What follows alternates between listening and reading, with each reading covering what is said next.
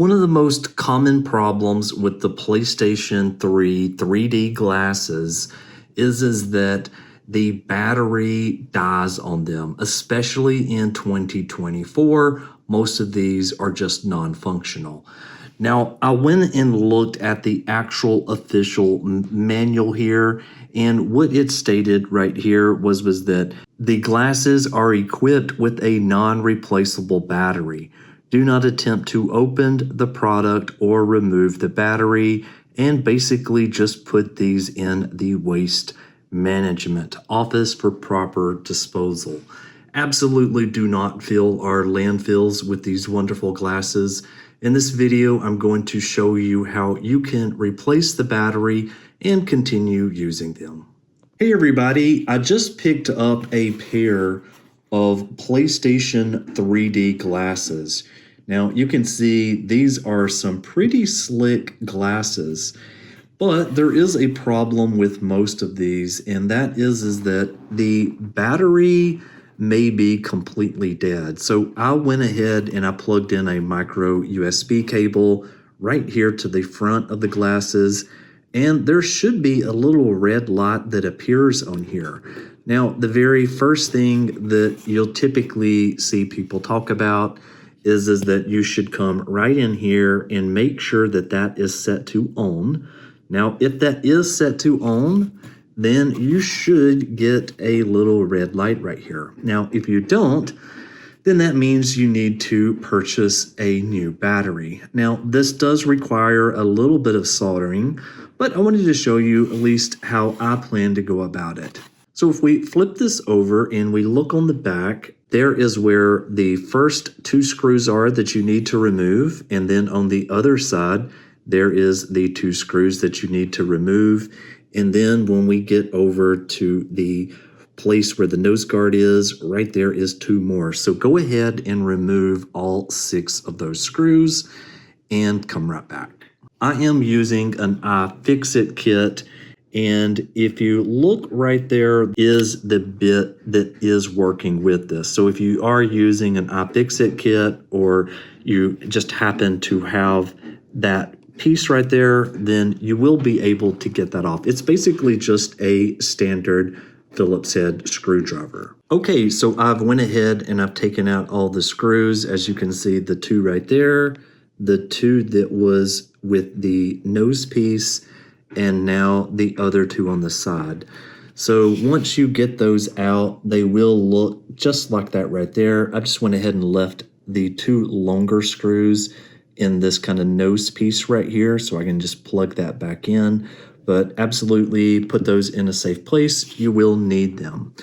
So now at this point, what you should do is that you should open these up, and what we're going to do is we're going to pry this completely apart from the case. Now, I've watched other videos and they said to be extremely careful on this side right here because there is a ribbon cable. And so I'm just going to go ahead and start on probably this side right here, and I'm just going to start gently prying these 2 pieces together. So I'm going to start at the bottom. So I've started mine right here in this corner, and as you can see, it's starting to break apart up there at the top, but basically just use some sort of little tool just like this right here to pry in between it. So here is what it looks like once you start to get that apart. Again, I only did the prying from the bottom, which means that that ribbon cable that I was talking about before is absolutely untouched.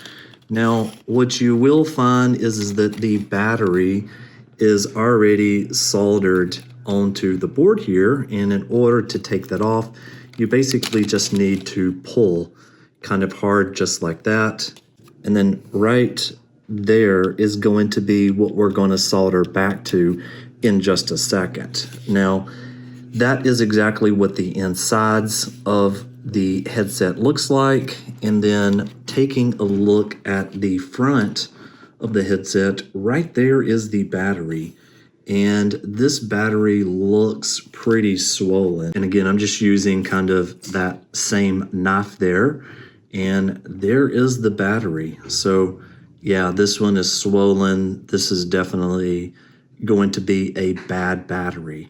So I have another battery that we're going to install into it. And then I think we would be good to give it a test. Now, what I am going to do before I do any of that is that I am going to take this existing solder that's on these 2 points, and I'm going to go ahead and remove it with using a little bit of desoldering wick, and then we'll put some fresh solder on there. Now, as far as the battery goes, I basically picked up this one right here from Amazon. Now, I did not know that it was actually going to come with the tools, but it did, so that was kind of a nice little bonus. But there is what the battery looks like once you get it. So let's take a look at it. Okay, and so once you get it out, this is exactly what it looks like. So yeah, just a very tiny battery. And so once you take that battery out, it does have enough of the wire exposed that you do not have to do any sort of stripping of the wire. So that's also kind of a nice thing. And so now I just need to solder these 2 points together so you can see the red and then the black wire, and those will be put in just like that right there. So that's exactly what you're going to be wanting to solder together. Let me go ahead and get that done. And there you can see the job that I did. Now I just used the existing solder that was on there because mine seemed to have a little bit much.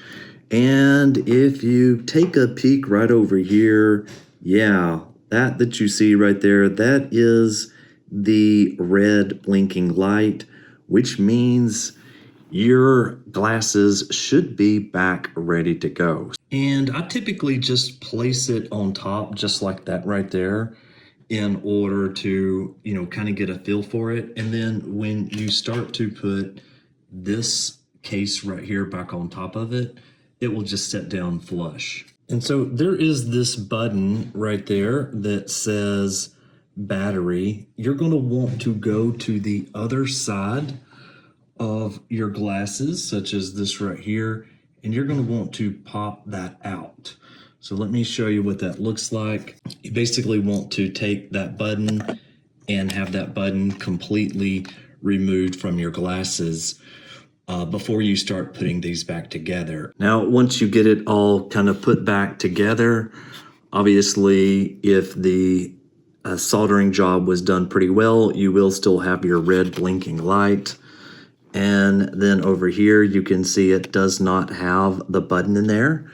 So we're going to take the button right here and I'm going to place it in there. Okay, so I just placed the button in there. As you can see, it's in the on position there, which gives me that red light. So now I should be able to come back over here. And as you can see now, it is not charging. We'll just do it one more time here. We'll switch that button to on. So that is really it. This is definitely a great way to get some extended life back out of your PlayStation glasses. I definitely am glad that I started looking into this. I hope this video helps some other people be able to go out there and enjoy, using this type of device. Anyway, thanks for watching. I'll see you on the next one. Bye-bye.